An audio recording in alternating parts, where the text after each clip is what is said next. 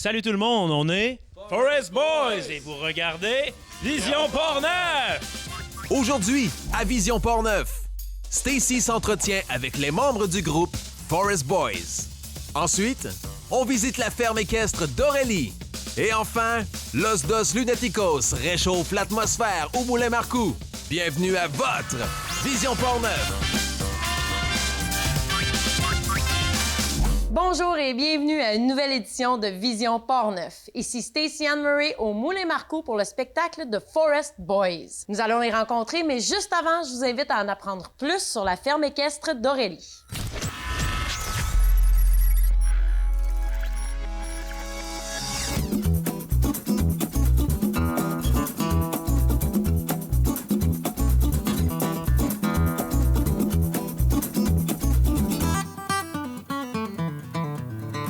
À Portneuf, nous avons la chance de vivre sur un immense territoire, ce qui nous permet une panoplie d'activités de plein air. Parmi ces activités très populaires, on a l'équitation. Hey, salut Stacy. Salut! Bienvenue sur mes caisses d'Aurélie. Ça va, Brenda? Oui, ça va très bien. Bienvenue chez nous. C'est mon fils Tim. Bonjour, Tim. Salut.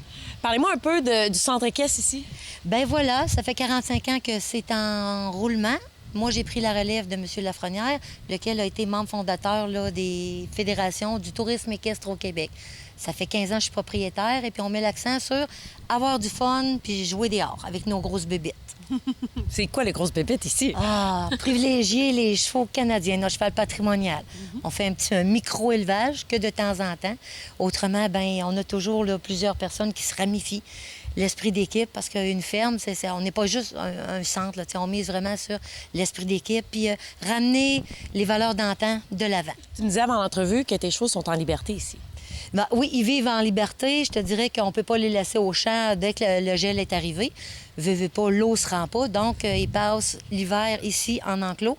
Sinon, aussitôt que le beau temps est arrivé, là, on rouvre la porte du manège et puis ils ont leur terrain de jeu. Ils finissent de travailler, ils s'en vont dans leur espace, puis ils savent très bien là, à quoi s'en tenir. Quand on va ouvrir la porte, ils savent que quand ils vont s'en venir, c'est pour travailler, puis qu'ils ont leur portion de minéraux en rentrant.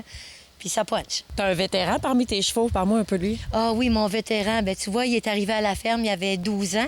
Et puis, depuis 12 ans, ben notre vieux soldat, je trouvais pas ça beau de l'appeler ce vétéran, ça fait qu'on maintenant on l'appelle papy. Il est rendu à l'âge vénérable quand même de 39 ans. Puis, ben, c'est ma tondeuse à gazon. C'est lui qui entretient ma pelouse. Puis, il se promène à travers les amis de la garderie, les chiens, les poules. C'est ben, la job est bien faite partout, il est fiable. Quelqu'un qui vient passer une journée ici, quel genre d'activité est-ce qu'il peut faire? Bien, une journée au complet, nous, on appelle initiation à la réalité rurale. Donc, il arrive à 7h30 puis il participe à toutes nos tâches. On inclut un minimum de psychologie équine, de la pédagogie. On y apprend à partir de mettre un licou, marcher le cheval en laisse, la séance de pansage, un cours en manège, puis dans l'après-midi, bon, ben il va faire sa randonnée. Puis en fin de journée, il douche son cheval, curer les pieds, comme si c'était à lui. Maintenant, est-ce que ça vous tente de nous faire vivre une journée au centre équestre? Bien certain.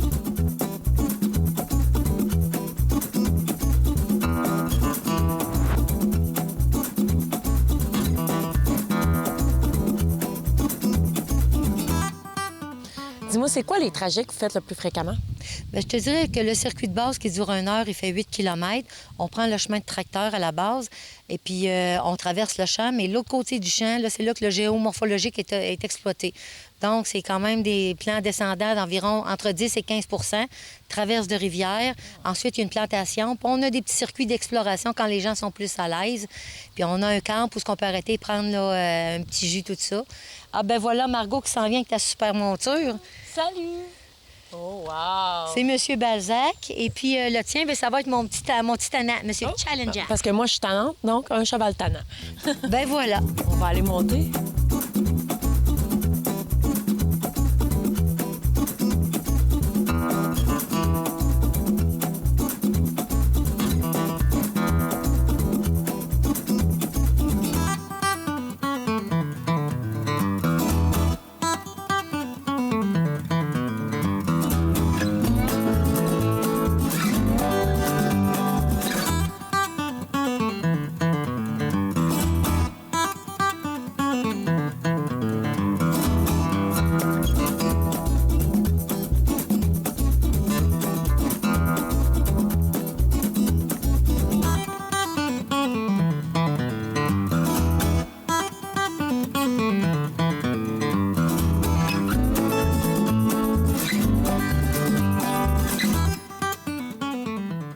Coudon, Stacy, t'as-tu aimé ton premier bout de sentier? Oui, vraiment. Le géomorphologique, c'est cool, hein?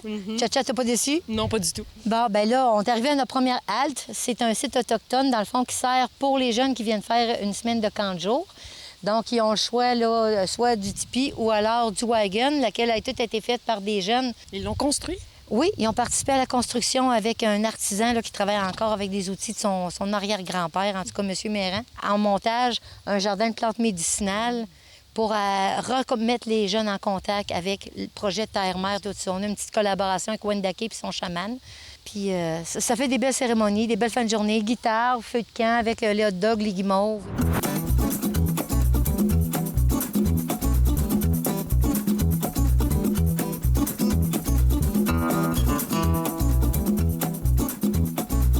C'est des plus beaux paysages que j'ai vus dans la région de Portneuf. C'était magnifique. Ça a été une belle aventure pour toi, une belle expérience. Vraiment. Challenger, oui. Oui, j'ai même galopé. Ben oui, Vous l'avez vu, son j'ai air de galopé. lait. Hey, t'es bonne, t'es bonne. Et ce que tu me dis tantôt, c'est juste le cheval qui travaille en randonnée, c'est ça? C'est pas vrai. Ah non, hein, c'est un sport Oui, vraiment. c'est disciplinaire, puis le cavalier doit apprendre à faire équipe. C'est pour ça qu'on a tout un chouchou. Là, on s'est arrêté ici. Pourquoi? Oui, bien pour montrer le petit camp. Puis l'hiver, ça sert quand on fait nos balades en carriole. Je veux dire, on vient se réchauffer, prendre un chocolat chaud au camp. Brenda, merci beaucoup. Je te souhaite une super belle saison. Ben merci beaucoup, puis welcome n'importe quand. N'importe quand. Yes.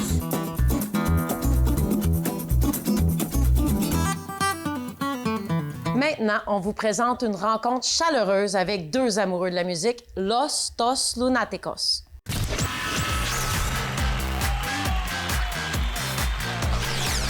Hola, je suis heureuse d'accueillir à l'émission le duo Los Dos Lunáticos. Ça va bien, les gars? Ah bien, très bien. Très bien. Dites-moi comment s'est formé le band? Oh, longue histoire. Avec Yves, on a des affinités communes, entre autres la mécanique, entre autres le bricolage. Puis Yves est venu jouer dans un spectacle que j'avais avant avec mon band qui s'appelait Somos. Avec mon band, il a remplacé le guitariste, fait qu'on a fait amitié là. Puis après, Yves a réalisé mon album en solo. Puis on a commencé à faire des chansons de l'époque de Yves. Il a déjà eu une expérience avec la musique en espagnol, avec une chanteuse qui s'appelle Lassa de Sela, qu'elle est décédée, mais elle a fait carrière internationale en France, puis c'est un des piliers de la musique du monde au Québec. Donc Yves connaissait déjà le répertoire latino-américain. On a commencé à faire des petites chansons, puis ça a cliqué. Certains de vos airs ont un romantisme envoûtant. Ça vient d'où? Oh, ça vient de l'amour, tout est de l'amour. Des chansons d'amour, des chansons... On dit que le sujet, c'est pour conquérir les femmes, ou pour les petits oiseaux, ou pour la mort. La mort pour l'amour, mais la mort. Pour la première proposition, en fait. On est plus pour les filles. Pourquoi est-ce qu'on joue? Pourquoi est-ce qu'on chante des chansons? On aime ça. Charmer les filles avec la belle musique. C'est une musique très, très, très belle. C'est la musique qui nous a bercé. Moi, il m'a bercé mon enfance.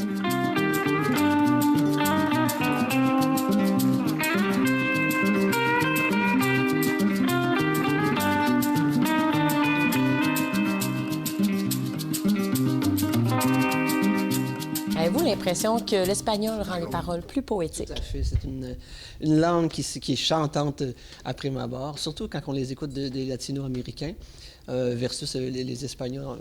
Vraiment, je trouve que ça... Il y a des hauts, il y a des A, tout se chante très bien. Le français, c'est plus quelque chose de chanson à texte très plus intellectuel, je dirais. Mais en espagnol, non, c'est merveilleux. On peut y tirer des A, des O. Mais il faut le dire, au début, il parlait pas espagnol. Il chantait en espagnol, mais il comprenait pas tout à fait ça. Mais grâce à Duolingo, puis c'est tout, ça fait comme un couple d'années qu'il étudie en espagnol. Là, il comprend qu'est-ce qu'il dit. Fait que là, il y a des images qui apparaissent. Je me dis, ah, c'est différent quand que je comprends qu'est-ce que je chante. Puis là, maintenant, les chansons, ben je les vois, parce que je comprends maintenant de quoi il en ressort. Puis là, je fais comme, oh, OK.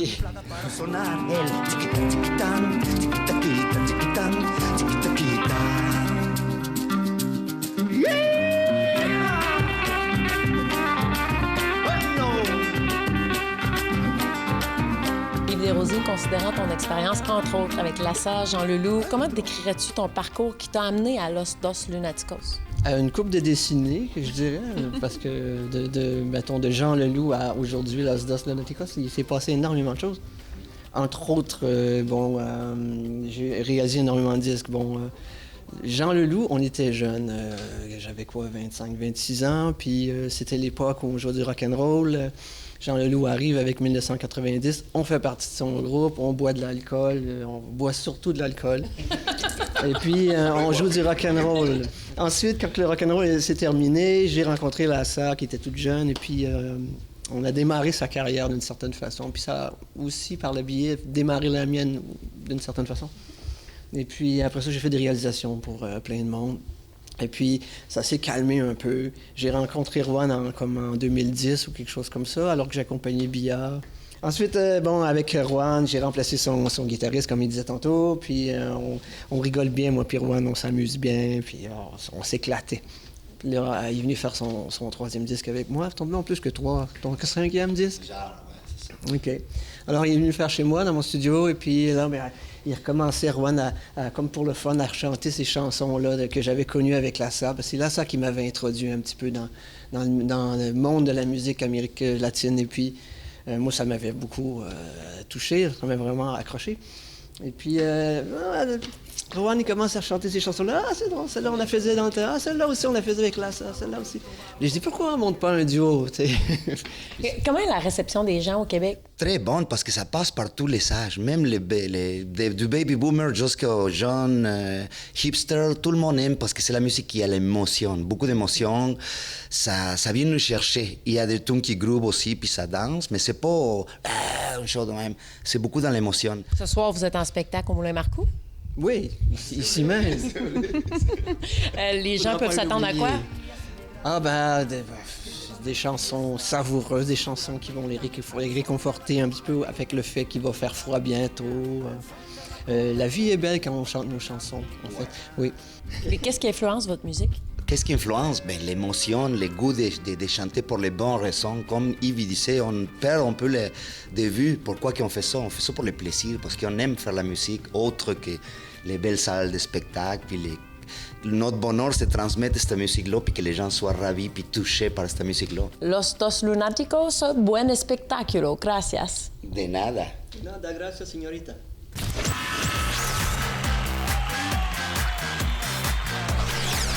Nous sommes de retour avec le groupe Forest Boys. Bienvenue, messieurs. Bonjour! Allô. Allô. Vous semblez beaucoup vous amuser ensemble. D'où vient la belle synergie de votre groupe? C'est une bonne question. Je pense, on contrôle pas ces choses-là. C'est comme l'amour. Ça nous tombe dessus. C'est chimique. On s'est rencontrés, on avait du plaisir, on a décidé de jouer de la musique ensemble, on avait du plaisir. On se dit, on va faire un groupe ensemble, on a du plaisir. Mais comment s'est formé le groupe? Ça a commencé quand on était chez Félix et Antoine, qui étaient colocs à l'époque. Puis il y avait un appartement où est-ce qu'il n'y avait pas de voisins, puis on allait pour le fun, encore une fois.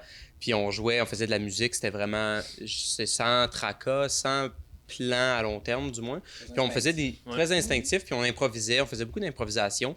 Puis à un moment donné, dans ces soirées-là, il y avait comme une espèce de sonorité qui ressortait tout le temps. Il y a comme, on tendait tout le temps vers une espèce d'ambiance dansante assez instinctive. Puis à un moment donné, on s'est dit, faisons un band, puis pour le fun, encore une fois. Mais ce qui était le fun, c'est qu'on avait déjà notre son. Avant même que le band existe, le son du band existait déjà.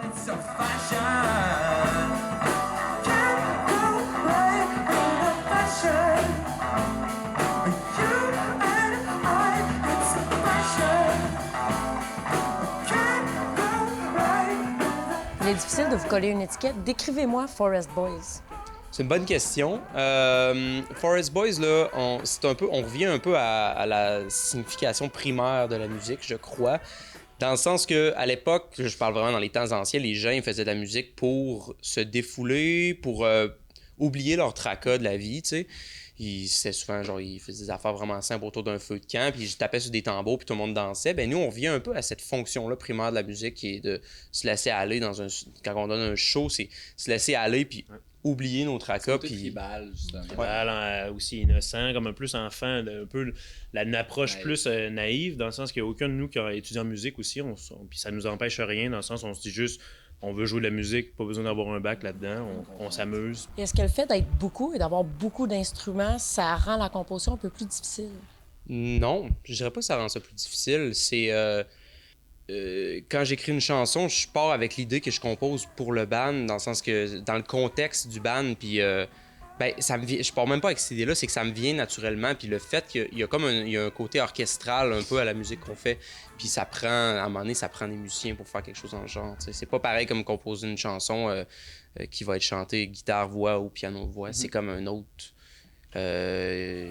ADN. Chacun d'entre nous joue quand même plusieurs instruments, comme Antoine va jouer des synthétiseurs, des claviers, du saxophone, fait que on a comme un peu l'embarras du choix. Fait que si ça complique pas, au contraire, même ça peut faciliter. Parce que vu qu'on est beaucoup, on peut donner différentes sonorités, puis que c'est même plus facile. Puis c'est ça, dans le fond, c'est plus comme des outils différents. Puis si jamais on n'a pas de misère à mettre un outil de côté s'il nous sert pas pour une chanson, justement, c'est au contraire, c'est plus des cordes à son arc. Là, justement, on peut vraiment, si on a le goût de faire de quoi de plus comme ça, ben là, on peut ressortir un instrument qui c'est ça. C'est vraiment, si ça sert la chanson, on l'utilise. Puis si ça sert pas la chanson, on met de côté. Oh, they used to say, good comes to those who wait, and I only want some more.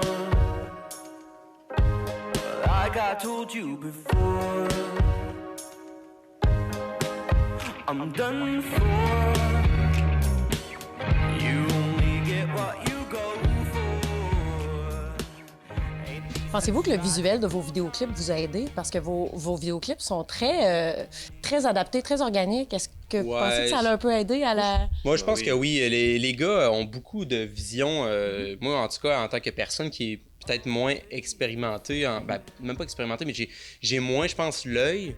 Puis des fois, les gars m'impressionnent quand on brainstorm. Les gars ont plein d'idées, ça pitch plein d'idées. Puis après ça, on fait un peu...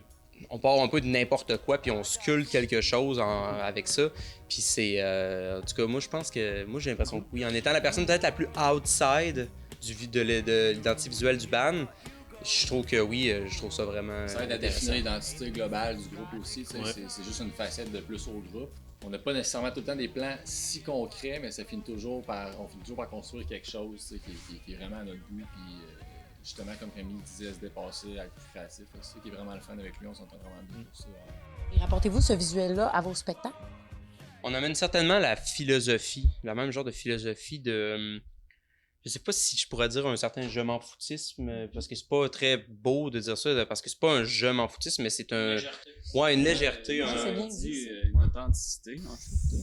Sincérité. OK, wow, OK, on y va, là. On continue, là.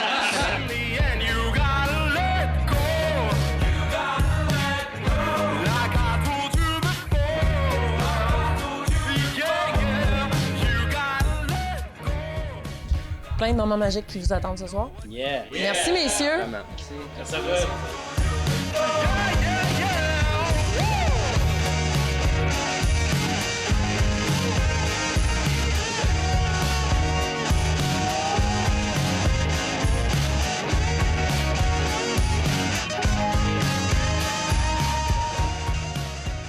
C'est déjà tout pour nous à Vision Port-Neuf. N'oubliez pas de suivre notre contenu sur Facebook pour plus de détails sur tous nos reportages. Et je suis Stacey Anne Murray pour votre Vision Port-Neuf.